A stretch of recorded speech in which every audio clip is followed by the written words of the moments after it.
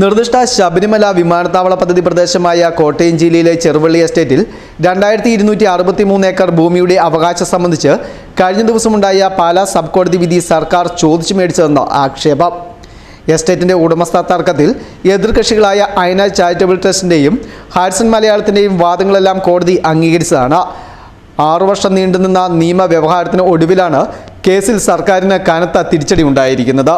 കേരളത്തിൽ രണ്ടാം ഭൂപരിഷ്കരണ ശ്രമങ്ങൾക്ക് കാരണമാകാമായിരുന്ന ചെറുവള്ളി എസ്റ്റേറ്റ് ഉൾപ്പെടെയുള്ള ഹാരിസൺ മലയാളം ഭൂമി ഏറ്റെടുക്കൽ കേസിൽ പരാജയപ്പെട്ടതിന്റെ പൂർണ്ണ ഉത്തരവാദിത്തം സർക്കാരിനാണെന്നും പ്രതിപക്ഷം ആക്ഷേപമുയർത്തുന്നുണ്ട്. 2015 ഡിസംബർ സർക്കാരിന്റെ special officer doctor MG Rajamanikyam IAS സർക്കാർ ഭൂമിയായി കണ്ട് ഏറ്റെടുക്കുവാൻ ഉത്തരവ് പുറപ്പെടുവിക്കുകയും ഹൈക്കോടതി സിംഗിൾ ബെഞ്ച് ശരിവെക്കുകയും ചെയ്ത ഭൂമി ഏറ്റെടുക്കലാണ് ഒടുവിൽ അട്ടിമറിക്കപ്പെട്ടത്. 1999 August 7 Sumitha N Menon commission റിപ്പോർട്ടോടുകൂടി ആരംഭിച്ച് ഓരോ ഘട്ടത്തിലും ഹൈക്കോടതിയുടെ മേൽനോട്ടത്തിലും ഇടപെടലിലും വഴി നടന്നു വന്ന ഭൂമി ഏറ്റെടുക്കൽ നടപടിയാണ് അവസാന ഘട്ടത്തിൽ അട്ടിമറിക്കപ്പെട്ടത്. അന്ന് സർക്കാരിനുണ്ടായ വീഴ്ചയാണ് ഇപ്പോൾ പാലാ സബ് കോടതിയിലും തിരിച്ചടിയായിരിക്കുന്നതെന്നും ആക്ഷേപം ഉയരുകയാണ്. ഈ പണം, ഇത്രയും പണം സർക്കാരിന്റെ ഭൂമി നമ്മൾ മനസ്സിലാക്കണം. ഈ നാട്ടില് ലൈഫ് ഭവന പദ്ധതി ഉൾപ്പെടെ പാവപ്പെട്ടവർക്ക് കൊടുക്കാൻ ഒരു തുണ്ട് ഭൂമി സർക്കാരിനില്ല. നമ്മുടെ നാട്ടിലെ ദളിതരും പിന്നോക്കക്കാരും ആദിവാസികളും ഒക്കെ ഒരു തുണ്ട് ഭൂമിക്ക് വേണ്ടി വലിയ പ്രക്ഷോഭം നടക്കുമ്പോഴാണ് 2300ഓളം ഏക്കർ വരുന്ന. കഴിഞ്ഞ ദിവസം തന്നെ ഹൈക്കോടതി ചോദിക്കുകയുണ്ടായി, എന്തിനാണ് വിമാനത്താവളത്തിന് 2300 ഏക്കർ ഭൂമി? 1000 ഏക്കർ ഭൂമിയിൽ താഴെ മതിയല്ലോ, പിന്നെ എന്തിനാണ് 2300 ഏക്കർ ഭൂമി? അവിടെയാണ് ഇതുമായി ബന്ധപ്പെട്ടുള്ള നിക്ഷിപ്ത താല്പര്യങ്ങളുണ്ട്, ഇതുമായി ബന്ധപ്പെട്ട് വലിയ ഗൂഢാലോചനയുണ്ട്. ഇപ്പോൾ സർക്കാരിൻ്റെ ഭൂമി സർക്കാർ തന്നെ വിലയ്ക്ക് വാങ്ങുന്ന സാഹചര്യം കേരളത്തിൽ ഇവിടെ രൂപപ്പെട്ടിരിക്കുകയാണ്. അപ്പോൾ ഈ കാര്യങ്ങൾ പുറത്തു കൊണ്ടുവരാൻ വേണ്ടി ഞാൻ ഈ വിശദാംശങ്ങളെല്ലാം എൻ്റെ പുസ്തകത്തിൽ ഞാൻ രേഖപ്പെടുത്തിയിട്ടുണ്ട്. ബഹുമാനപ്പെട്ട കേരള ഹൈക്കോടതി തെളിവായി തന്നെ റഫറൻസായി തന്നെ സ്വീകരിച്ചിട്ടുണ്ട്.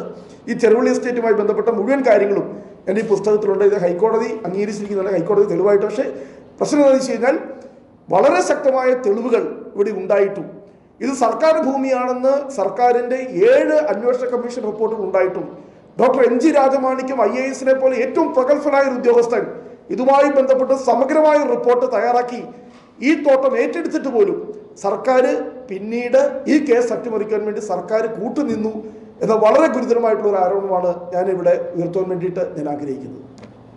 അപ്പോൾ എനിക്ക് വിനീതമായി അഭ്യർത്ഥിക്കാനുള്ളത്, ജനങ്ങൾ ഇതിനെക്കുറിച്ച് ബോധവാന്മാരാവണം. നമ്മുടെ നികുതി പണം ഉപയോഗിച്ച്, നമ്മുടെ പണം ഉപയോഗിച്ച് സർക്കാർ തന്നെ സർക്കാരിൻ്റെ ഭൂമി വിലക്ക് മേടിക്കുന്ന സാഹചര്യം നമുക്ക് വേണമോ വേണ്ടയോ എന്ന ഒരു ചോദ്യമാണ് എനിക്ക് ഇവിടെ ഉയർത്താനുള്ളത്.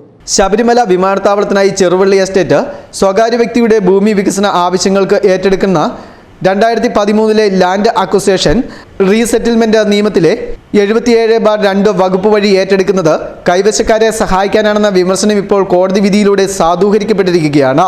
ചെറുവള്ളി എസ്റ്റേറ്റ് വിമാനത്താവളം നിർമ്മിക്കുന്നതുമായി ബന്ധപ്പെട്ട് ഈ സർക്കാർ അധികാരത്തിൽ വന്നതിന് തൊട്ടു പിന്നാലെ നിയമസഭയിൽ എഴുതി സമർപ്പിച്ച മറുപടിയിൽ മുഖ്യമന്ത്രി അസന്നിഗ്ധമായി പറഞ്ഞത് ചെറുവള്ളി എസ്റ്റേറ്റ് സർക്കാർ ഭൂമിയാണെന്നാണ്. എന്നാൽ 2018 മാർച്ചിൽ രാജു അബ്രഹാം MLAയുടെ ചോദ്യത്തിന് നിയമസഭയിൽ നൽകിയ മറുപടി ഇത് ഹാരിസൺ കമ്പനി വക എന്നാണ് മറുപടി നൽകിയത്. ഇതിലും ദുരൂഹത ഉയരുന്നതായും ആക്ഷേപം ഉയരുകയാണ്. കഴിഞ്ഞ 2 പതിറ്റാണ്ടിലേറെയായി സർക്കാർ ഖജനാവിൽ നിന്നും കോടിക്കണക്കിന് രൂപ ചെലവഴിച്ച് നടത്തിയ നിയമ പോരാട്ടങ്ങളാണ് ഒരു പ്രയോജനവുമില്ലാതെ അവസാനം ഒരു വൻ ഭൂമി മാഫിയയ്ക്ക് വേണ്ടി തോറ്റുകൊടുക്കുന്ന സാഹചര്യം ഇപ്പോൾ ഉണ്ടായിരിക്കുന്നതെന്നും വ്യാപക ആക്ഷേപമാണ് ഉയർന്നിരിക്കുന്നത്. Festoon news, Erumeli.